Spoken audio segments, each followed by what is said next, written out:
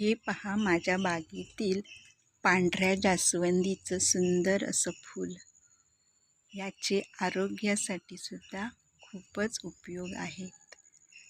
याची मुळे दुधात उगाळून साखर घालून खाल्ल्यामुळे स्त्रियांचा सफेद प्रदररोग म्हणजे पांढरे पाणी जाणे हा आजार बरा होतो.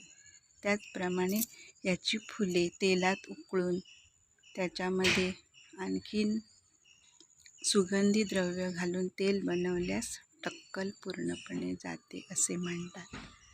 परंतु ही बागेची शोभासुद्धा वाढवते.